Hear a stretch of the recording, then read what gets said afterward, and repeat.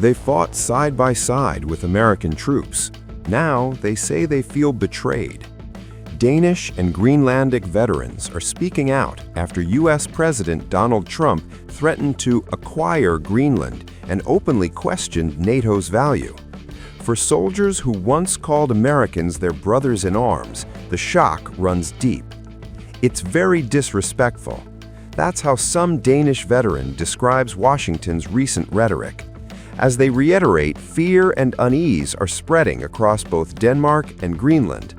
Those feelings intensified after the Trump administration repeatedly floated the idea of taking Greenland before abruptly walking it back.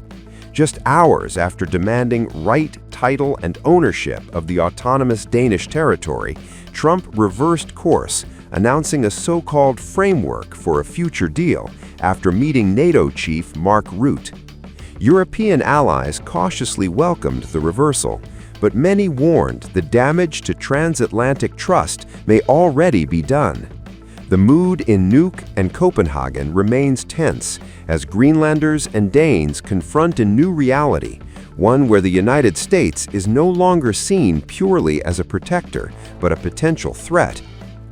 Denmark has a long history of fighting alongside the United States in NATO missions, UN peacekeeping operations, and US-led wars in Iraq and Afghanistan. After the September 11th attacks, Denmark was among the first to answer Washington's call. Nearly 20,000 Danish personnel deployed to Afghanistan. At least 41 Danish soldiers were killed, one of the highest per capita casualty rates among NATO allies. 8 more died in Iraq. Greenlandic soldiers, though fewer in number, volunteered to serve and paid the price alongside their allies. Now, many say their sacrifice is being dismissed. A group, Veteran Project Greenland, an organization supporting veterans through rehabilitation and connection. In a joint statement, they stressed, "Greenland belongs to the Greenlandic people."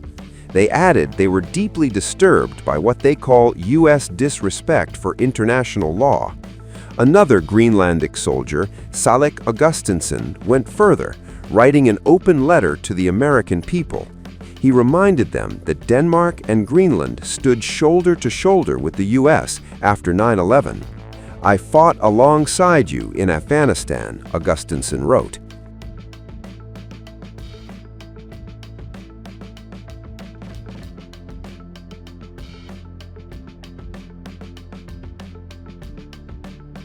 NATO's Article 5, declaring an attack on one an attack on all, has been invoked only once in history. That was after the 9/11 attacks on the United States.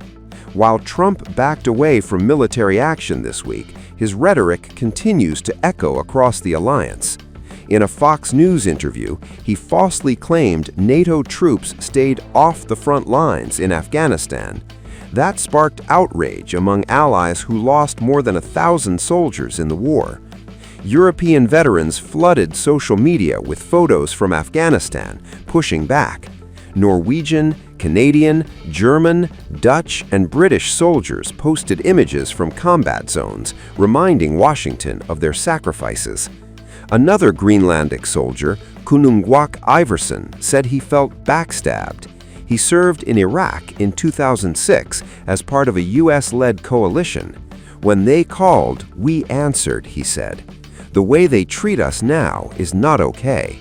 As tensions grew, EU leaders convened an emergency summit to address Trump's Greenland threats. Sweden's deputy prime minister warned, "We're not out of the woods." Meanwhile, details of the US Greenland framework remain unclear. No written agreement has been released. Sources say discussions center on updating a 1951 defense agreement governing US military presence on the island. The proposed framework would block Russian and Chinese investment in Greenland. It would also expand NATO's role and potentially allow the US to build additional military bases, possibly on land considered sovereign American territory. For veterans who once fought America's wars, the issue is no longer strategy, but trust. They answered the call when the U.S. needed them. Now they're asking whether the alliance they defended still stands.